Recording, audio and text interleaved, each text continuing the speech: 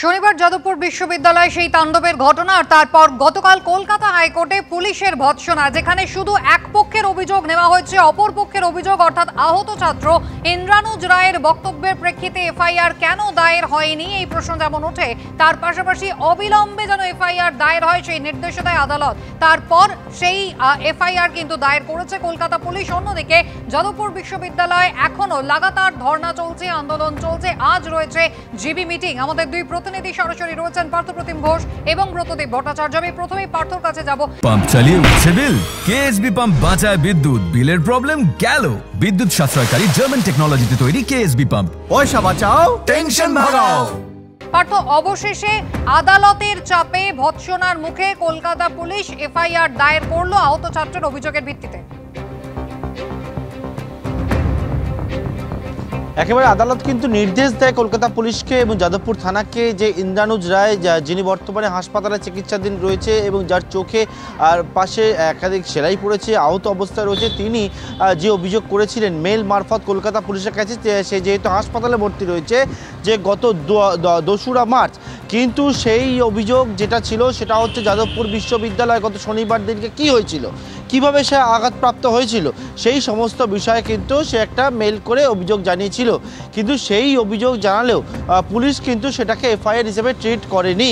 এরপর গতকালকে হাইকোর্ট নির্দেশ দেয় যে কালকের মধ্যেই একেবারে এফআইআর হিসেবে ট্রিট করতে হবে ইন্দ্রানুজ রায়ের যে অভিযোগ রয়েছে সেই অভিযোগের পরিপ্রেক্ষিতে। এবং কলকাতা পুলিশের তরফ থেকে যে বিষয়টা বলা হচ্ছে, যারা গতকাল গভীর রাত্রে 2 তারিখ ইন্দ্রানুজ যে অভিযোগ করেছিল সেই অভিযোগের পরিপ্রেক্ষিতে এফআইআর হিসেবে তারা ট্রিট করেছে। তবে কি রয়েছে বিস্তারিত সেই বিষয়ে এখনও সামনে আসেনি। পুলিশ জানাচ্ছে যে হাইকোর্টের কাছে তারা যেহেতু আগামী 12 তারিখের মধ্যে রিপোর্ট পেশ করতে হবে, সেই মতো ইন্দ্রানুজের করা অভিযোগের পরিপ্রেক্ষিতে তদন্ত করে সেই রিপোর্ট তারা হাইকোর্টের কাছে পেশ করবে আগামী 12 তারিখে। তবে একেবারে তোমায় বলবো, ইন্দ্রানুজ রায় যে আহত হয় একেবারে রক্তাক্ত অবস্থায় ক্যাম্পাসের মধ্যে তাকে দেখতে পাওয়া যায় এবং তার পরবর্তীকালে সে কীভাবে আহত হলো সেটা নিয়ে একটা অভিযোগ দায়ের হয়েছিল। সেটা কে করেন, ইন্দ্রানুজের অভিযোগের পরিপ্রেক্ষিতে না, একেবারে ঘটনার দিন একজন যুবক সে অভিযোগ করে। যদিও সেই যুবক কে আদৌ সেটা নিয়ে কিন্তু অনেক জায়গায় ধোঁয়াশা রয়েছে এবং সে তার পরিপ্রেক্ষিতে বেলেবেল সেকশনে মামলা হয় আননোন ভেহিকেল, আননোন ড্রাইভারের এগেনস্টে। কিন্তু একেবারে ইন্দ্রানুজ এবং যাদবপুর বিশ্ববিদ্যালয়ের পড়ুয়ারা যে বিষয়টা বলছিলেন যে ব্রাত্য বসুর নির্দেশ অনুযায়ী সেই গাড়ি, যে গাড়িতে ব্রাত্য বসু ছিলেন, একেবারে সেখানে কিন্তু সেই গাড়ি তাকে চাপা দেয় বলে অভিযোগ ওঠে এবং সেই ঘটনার পরিপ্রেক্ষিতে গোটা বিষয়ে ইন্দ্রানুজ অভিযোগ দায়ের করেছেন যাদবপুর থানায় মেল মারফত এবং সে তার পরবর্তীকালে গতকালকে হাইকোর্টের নির্দেশ অনুযায়ী সেই সমস্ত বিষয় সম্পর্কিত বিষয় কিন্তু পুলিশ জানাচ্ছে, সেটাকে এফআইআর হিসেবে তারা ট্রিট করেছে। একেবারে পার্থ, তুমি আমাদের সঙ্গে থাকো। অন্যদিকে যাদবপুর বিশ্ববিদ্যালয়, সেখানে একদিকে যেমন আন্দোলন চলছে, অন্যদিকে জিবি মিটিংও রয়েছে। ব্রতদীপ ভট্টাচার্য রয়েছেন আমাদের সঙ্গে। ব্রতদীপ, এখন ছাত্রছাত্রীদের দাবি কি তারা চাইছেন?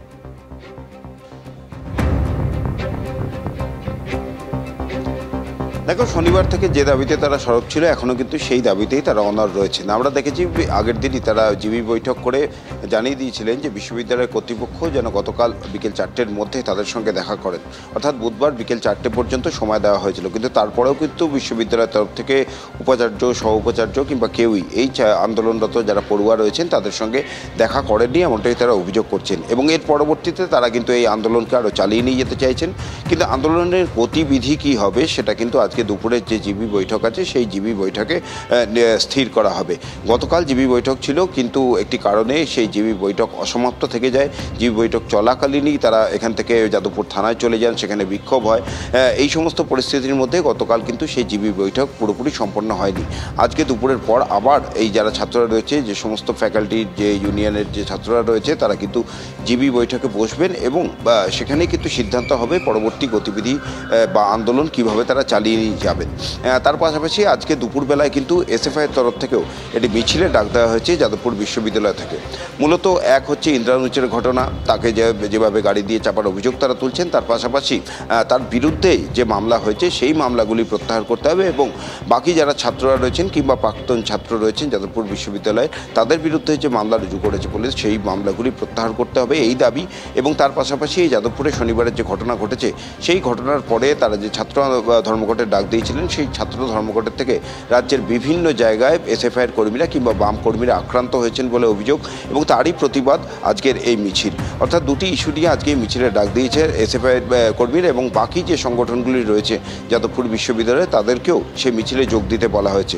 অর্থাৎ স্পষ্টই বোঝা যাচ্ছে এসএফআই এই আন্দোলনকে তারা চালিয়ে নিয়ে যেতে চাইছেন, এবং বাকি যে সমস্ত সংগঠনগুলি রয়েছে তারাও কিন্তু আন্দোলন চালিয়ে নিয়ে যাওয়ার পক্ষে, কিন্তু কিভাবে সেই আন্দোলন চলবে সেটা আজকে দুপুরে তারা জিবি বৈঠকে বসবেন, জিবি বৈঠকে বসে তারপর সিদ্ধান্ত নেবেন।